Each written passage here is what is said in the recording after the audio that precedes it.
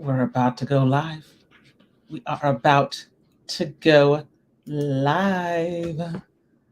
We are live, ladies and gentlemen. Welcome, welcome, welcome to another day. Look at this. Look at this. Look at this dog.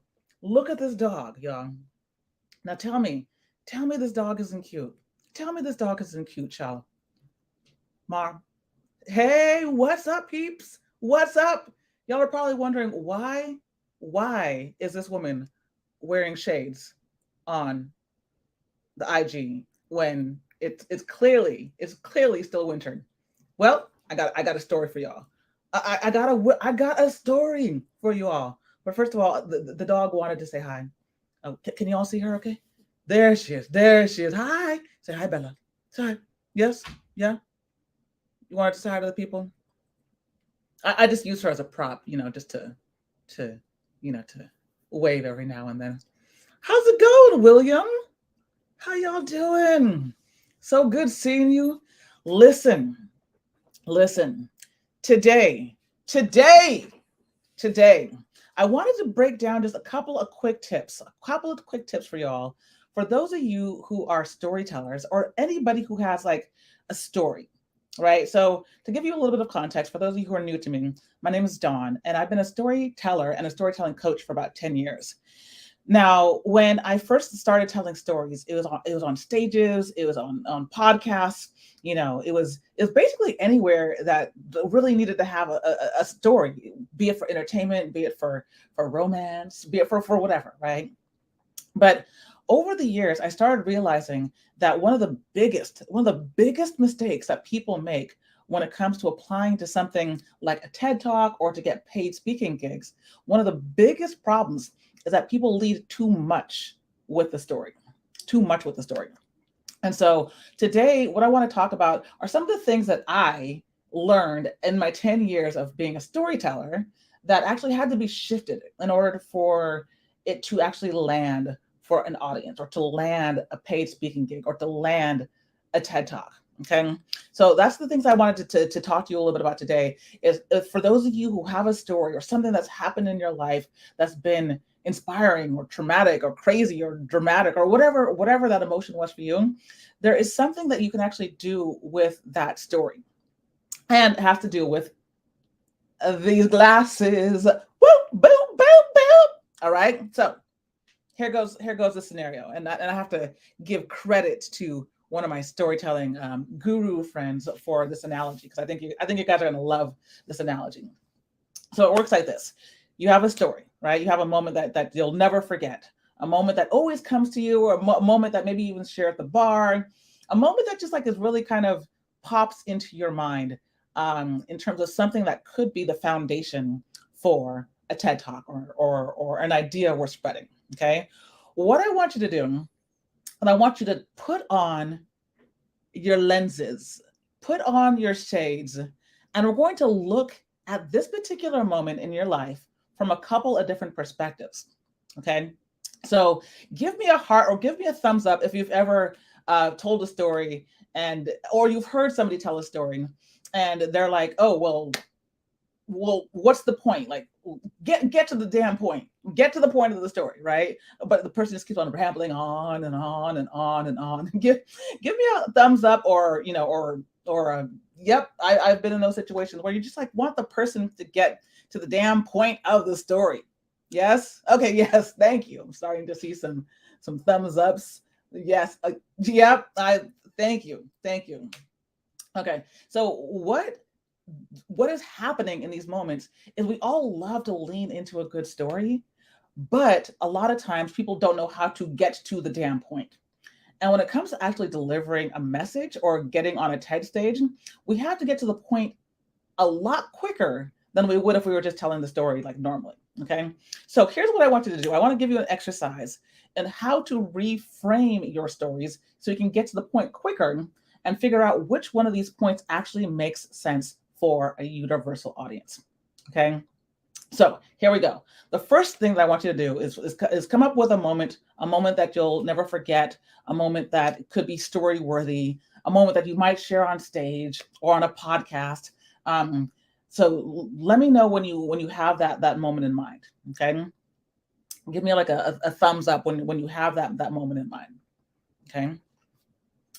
Then don't think about it too hard, because you'll see how this exercise evolves each time that you do it, and why it actually comes in really, really handy when you're like working on this kind of stuff. Okay. So I want you to come with an idea or a thought in mind in terms of a story worthy moment, something that's dramatic, something that was crazy, something that was funny, something that was just whatever that works for you. Okay. Now, I want you to think about, when you've told that story, what do you usually share? What do you usually share as the moral of that story? Okay. Typically, the moral of the story has some type of reflection on you. So, for example, I often tell the story about my family. My family is from Trinidad and Tobago. My parents are both from the islands of Trinidad and Tobago. And I tell this story about traveling to Trinidad and Tobago with a turkey. Yes, ladies and gentlemen, a turkey. My mom was like, look, we're gonna have a true Caribbean Christmas, okay? And so in order to have a true Caribbean Christmas, she wanted me to smuggle a frozen turkey from the United States into Trinidad and Tobago. Maybe not smuggle isn't the right word, but she wanted me to bring a turkey from the United States into Trinidad and Tobago. And in order to do that, I was living in New York City. So I had to go from New York to Miami to Trinidad and Tobago. Trinidad first, because Trinidad and Tobago are two separate islands. And then as I'm going through the immigration in Trinidad, the turkey starts dripping.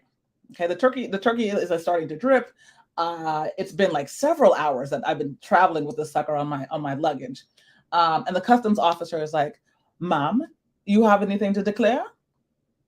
And I don't know if I need to, I don't know. I don't know if I need to declare a frozen turkey going through immigration. I honestly have no clue. And so I'm like, no. And he kind of like looks at me and he lets me go. He lets me go through immigration with this frozen turkey. And I'm like, whoa! Like I swore that this was foul play. Okay, pun intended. But I get through. And so I end up taking this turkey all the way to Tobago. Now I have to catch another plane to get to Tobago. And then once I get to Tobago, it's about an hour and a half on a windy road up in the hillside to where my mom was born, in this little village called Charlottesville. I know, right? The turkey was dying. Well, the turkey was dead. Technically, I was dying about thinking about are we actually going to eat this turkey? Like, I don't even know. It's been traveling it's been traveling for like a long ass time at this point in time. So I get there and I'm like, Mom, aunties, I have the turkey. I brought the turkey from New York City. And they're like, great. Put it in the freezer, like let it deep freeze. And then my sister was like, oh, great. And I brought the ham. And I was like, you brought the ham? My sister had brought a ham from Chicago. I had brought a turkey from New York City. And my cousin Ernest had bought a cake from Florida. And I was like, hold up a second. Hold on a damn second. Everybody in my family that was coming from the United States brought some type of food, a turkey, a cake, a ham, like all these things in order to make a true Caribbean Christmas. Okay. And so I was thinking about this story and I was sharing it on stage, and I was trying to think, okay, what would be the moral of the story, right? And so the very first time I thought about what did the story mean? Like, what does it mean to me as a storyteller to talk about to talk about it? And I was like, you know what? I just think it means that I'm not the savior of the family like I thought I was. I thought that, for sure. I thought for sure, I'm the one bringing the turkey. I'm gonna be the one that's gonna be like the OG for like, the OG, right? Of the family for the year. Nah, son. Nah. I was not the OG of the family for the year. Okay. I was just not. But that was my first interpretation of how I would tell the story if I wanted to. Right? Now, that's one of the first keys I want you to think about is when you tell a story, how might you typically share it? What is that? What is the moral of the story? So the moral of the story is like, I thought I was an OG, but nah, I was not an OG, right? Now that's one way one way for me to share this particular story, and that's one lens. Okay, so what we're going to be talking about today are the lenses, the shades, the different shades that you can put on your stories when you're actually thinking about them. Okay, so the first shade or the first iteration of this particular story is the fact that I was the OG, right? I feel you. I feel you. Yep. Bringing me to the US. This is, yeah, this is one of my stories. And this is actually one of the stories that is now on the Moth podcast. For any of you who are Moth fans, it's a classic. It's a Christmas favorite. So it's been on rotation a couple of different times. Okay. Let's go. Let's go. Right? Okay. So the very first time I told the story, it was all about me not being the savior that I thought I was going to be for our true Caribbean Christmas, right? Now, that exact same moment of me traveling to Trinidad with this turkey could be shared in a different way. It could be shared in a way of thinking about what it meant in terms of what changed for me relative to my family, right? So the first lens that you're thinking about is what is the lens, what is the frame of the story if the moral of the story is all about me or all about you. Okay. That's the first frame. The second frame is how would the story be told if it was about my community or about my people or people outside of me, right? So I could tell this exact same story about me traveling from the United States to Trinidad and Tobago with a turkey, a frozen turkey, smuggling it, thinking that it was foul play, but not knowing it was foul play, pun intended, um, to Trinidad and Tobago, right? But the second lens was like me realizing that my cousins, my sister, my aunties, my uncles, like this is what we do as Frasers, right? Because all of my last name is Fraser. And so the second lens that I could have put onto the story was, you know what? Yes, I may have engaged in some foul play, but you know what? That's what we do as Frasers. You see what I'm saying? So that's a second way to put a frame on this particular story. Okay, that's the second frame. So, but this exact same moment of smuggling this turkey into Trinidad and Tobago could be turned into a third lens. A third lens, okay? And I love the fact that that I'm doing this on Instagram because we do this exact same thing with our filters on Instagram. I'm going to get to that analogy in just a second. But the third frame, the third lens that we could put on this story is all about what this means in terms of a global thing, right? And so this exact same story about me smuggling this turkey from the United States into Trinidad and Tobago could also be turned into the moral of the story could be, you know what? Maybe that's what immigrants do in order to make sure that our cultures are interwoven, connected, and that we stay true to being first generation immigrants. Okay. So a little bit more wordy, but you see how this one moment, this one this one freaking moment that happened, like could be told in a bunch of different ways. It could be told in a bunch of different ways. And the fun thing about storytelling, the cool thing about storytelling is yes, you get to choose what frame, what lens you're going to put on your story, right? All of them are right. But when it comes down to it, there's about three main ways that you can frame your stories. Okay. The first is what happened to you, like in terms of the moral. The first is what does it mean for you as an individual? So in my story, the first frame that I used was, oh, this meant that I was the G. Maybe I wasn't the G because, I wasn't the only one bringing food to the Caribbean. But that was the first ending. That was the first frame. The second frame was about how it affected my people outside of me. So not just me, but people that were part of my community. And so in this case, it was all about the Frasers. It was all about the family. It was all about like, yo, this is just what we do. This is what we have to do if you're part of this family. So let's see who do we got here online? Sam, Tabitha, uh, Pat. Like if you were part of my family, yo, believe me, the story would be about you. Your booty would be bringing some type of food to Caribbean Christmas. You feel me? That would be the second frame relative to other people. The third frame is all about this larger global view. And the larger global view is all about the audience. It's all about the world, right? So I could have turned the story about smuggling this turkey into like ways that we can continue to respect and build cultures internationally through food, right? That's I'm making this example up because that's not actually what I that's not the actual ending that I had for this particular story. You feel me? But it could have been. So, y'all, when you think about applying to something like TED, or if you're trying to get paid speaking gigs, one of the main things I want you to do is to use that frame to reframe the meaning, aka the moral of your story.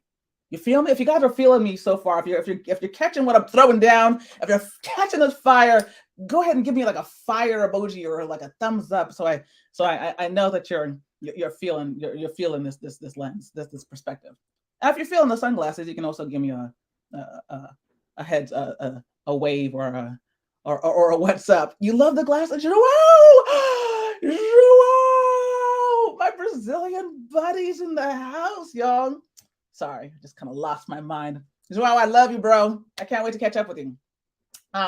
Anyways, so here's the thing, yo. So when you're doing these kind of things, I want you to remember that the past can't change.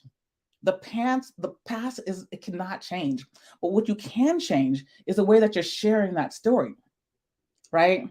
So what I want you to do is put your story through multiple lenses. If I could right now on Instagram, I would be putting this bad boy through some type of filter. I'd be doing like the glow effect, like the halo effect, or maybe I'll do the black and white effect, or I don't know, maybe I'll do like one of those like sparkling things falling from the sky kind of an effect, But on Instagram, you can use all these crazy filters, right? I want you to put filters on your stories. Put a filter on your story, right? Have you ever thought about that? Think about how you could actually change the moment. And we y'all get to decide how we're gonna frame your story, right? So I appreciate that you love the gems, William. Thank you for that. I appreciate that. Tabitha, you're in Brazil too? Oi, tudo bem? Oi, gente, tudo bem? Eu não sabia que estava em Brasil. Nossa Senhora. Onde tá meu caipirinha? Minha caipirinha tá aqui? Não, eu acho que aqui é somente chá. Somente chá. Mas tudo bem, tudo bem. Anyways, that was a little something for my Brazilian peeps at the house. Okay. So anyways, so if that's something that you're interested in doing, I want you to take note of these memorable moments, the funny moments, the crazy moments, the silly moments, the sad moments, the funny moments, and just change the lens. Change the lens on the story. And once you find something that's more universal in meaning, it's going to be golden. It's going to be golden. You know what I'm saying? It is going to be golden because that is just the way that these things work. So when you actually find that gem, that's when you want to go ahead and that becomes your idea worth spreading, right? But what we see oftentimes is people lead too much with the story. They'll lead too much with the story, and that's exactly what my butt did, right? You feel me? You feel me, Rachel? Yes. I hope you all caught the story. I was just sharing one of my signature stories from the Moth that gets played every Christmas time about smuggling a turkey into Trinidad and Tobago. But the point being that what happens a lot of times is people like lean too much into your story. Because the thing is, when we tell stories, it's often about like what happened to me, what changed for me, what I had to struggle through, which is great for certain audiences. But then when you want to apply that bad boy, you gotta change the frame. You gotta change the lens, right? You gotta think about, okay, so what is the meaning of this particular moment for a global audience? That, my friends, that is when you know that you're on the right path, right? So look at those moments, put it through these 3 filters and think about it authentically, right? Think about if you were to change the filter on your screen right now, what would it look like? What emotion would it bring up? if I had like the sparkle effect, if I had like the sparkle effect, how would this Instagram, how would this live feed look or feel different? If it wasn't black and white, how would it look or feel? If I took my shades off, how do I look or feel? Right? Nothing's changed except for the perspective.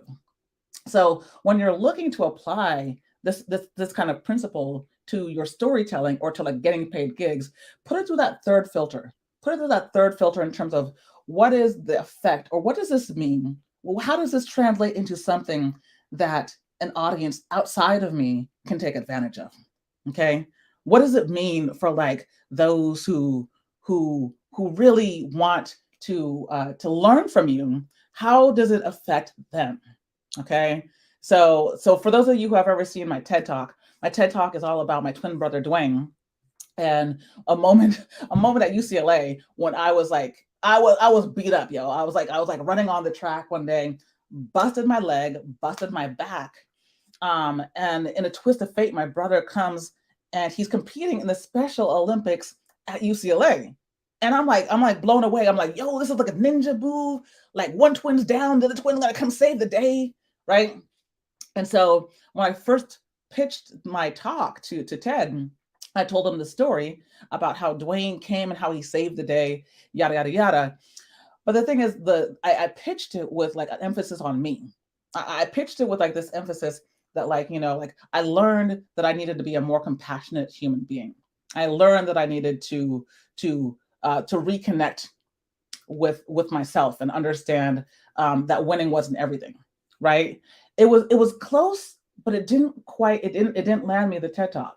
It didn't land me the TED Talk until the year after when I reapplied, and instead I made it about the audience. And so I had two different pitches. One being I want people to think about those who have special needs in terms of their gifts, right? So I reframed it so that I was thinking more about what I wanted the audience to think to do or change or believe as a result of my talk. Okay. It was the exact same moment, y'all. It was the exact same freaking moment, but it had what? It had what? A different frame. It had a different lens on it. That's all it was. That's all it was. So my tip to you is that try to tell your story with different iterations, different endings, different morals, different meanings, and then test out those meanings on your people. Test out your meanings to see, like, like, does this story sound like it's too much about you? If it is, try to reframe it. If it's about like your community or your people, you might be getting in the right direction. If it's about a larger global view, if it's something that like most people can connect to this idea, then my friends, you're what? You're igniting. You are igniting. Yes. Ideas that what? Ignite. Okay. So that's what I wanted to bring you all today.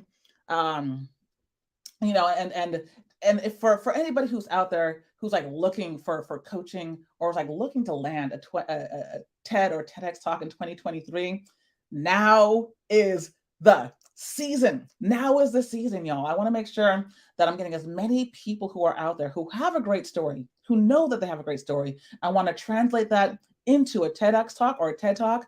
Now is the season. I want you to hit me up. You can go to ignite.donjfraser.com. I have a signature program called what? Ideas that what?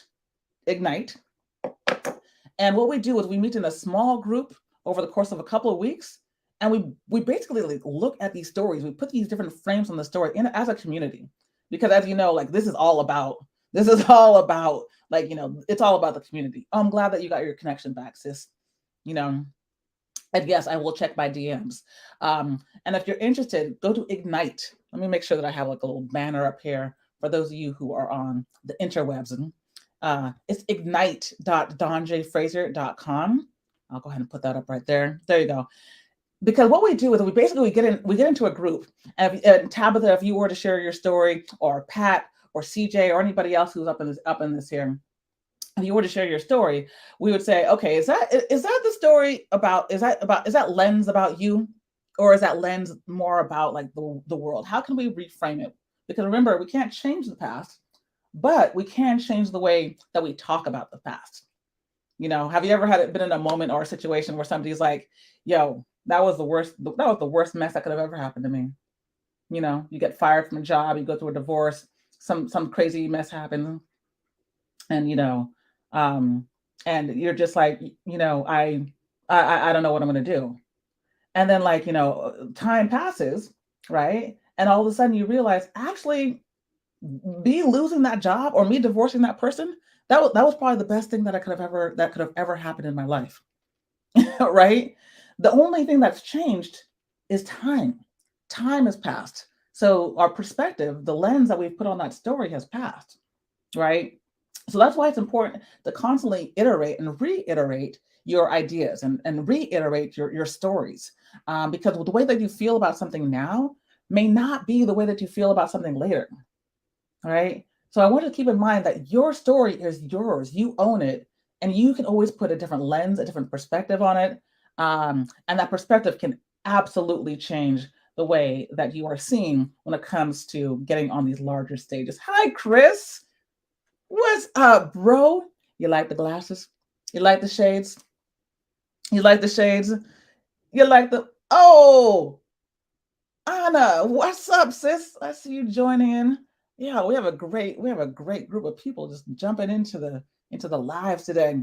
So, anyways, that's what I wanted to share with you all. But if you want to do this in a group, if you want to make sure that you are in a group of people, a community of people who can kind of give you that feedback, who can provide those type of insights to really say like, this is really vibing with me, even though I'm an environmentalist and you're a tech person and this other person is, into scuba diving and space, right? Regardless of who you are, the community is meant so that we can bounce ideas off each other. Because once you get on those stages, it is going to be a global audience. It is going to be a global audience. So make sure that you got the right frame on your stories. And if you're interested in more coaching, just check out ignite.donjfraser.com. We're open. We're open now. We are open now, ladies and gentlemen, and peoples, up until April 7th. April 7th, you have to turn in your applications. So make sure you check it out. What is up, my people? My people. Oh, I love it. I love it. Okay. So, anyways, you got until April 7th. Make sure you apply if you're interested in joining this community, because it's a good time. We put on lenses, we reframe stories, we tell a lot of jokes, but we make sure that you're like ready to do the damn thing. Okay. And of course, in good old fashioned live version, my phone is now going.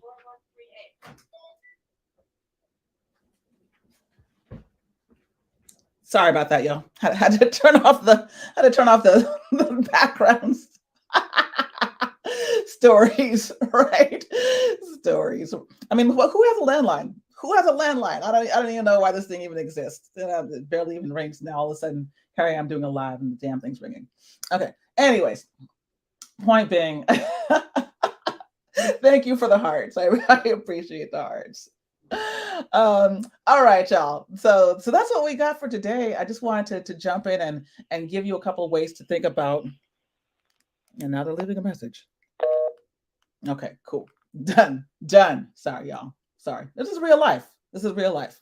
So, anyways, if you want to check out more information, make sure to drop me a DM or just go to ignite.donjfraser.com and would love to see you on the inside of ideas that ignite, ladies and gentlemen. All right, y'all have been a great audience. Let me make sure there's no other comments to reply to. Let's see. Oh, actually, there are some. Let's see here. Hold on one second. Let's shift this over a bit. Oh, there's somebody on Facebook, but I don't see your name. I don't see your name, Facebook user. You have to give StreamYard permission in order for me to know who you are. So if you are watching this on Facebook, there's a little button that should be accessible that allows it to see your name. Let's see. Let me get this comment. Let me get this comment properly. Game Changer. Okay. Somebody is recommending to check out Game Changer on Netflix. I wonder if it's about changing stories, changing minds, changing hearts, changing perspectives. We'll see. Let's see. Any other comments? Any other comments? Let me make sure. Go to Instagram. Okay, the website again, Ignite, IGNITE Dawn J Fraser, FRASER.com. Okay. Keep telling those stories, y'all. Keep telling those stories. Would love to see you on the program if this is something that you're interested in. Accepting applications until April 7th. So you have about another week or so. All right. I think that we are good. So thanks, y'all. This was a fun session, and I'll be seeing you all soon. All right. Have a great one, and make sure you got the right lens on your story. Thanks, Tabitha. Let me know how get some pão de queijo for me. I love that stuff. And a little cafezinhos. Man, I was the last time I was in Brazil was 2020. It was like literally the pandemic was hitting, but nobody was sheltering yet. And so I was out on the streets, like doing the carnival thing, having a good old time. And as soon as I came back, I had a dentist appointment, and the dentist asked, the pandemic just had started, but like nothing was on lockdown yet. And they were like, before you come in, we just want to, ask a couple questions. If if you've been traveling anywhere, if you've been exposed to, different people. Girl, as soon as they asked me that question, I was like, I am not seeing no damn dentist today. I am not seeing the dentist. Do you know it took about 2 years for me to get that appointment back? 2 damn years. 2 years. Yeah. Hopefully my teeth were clean in that process, because now they are. But that time was rough. But anyways, enjoy Brazil, love. Let's catch up soon. All right. Thanks everybody for joining. Have a good one.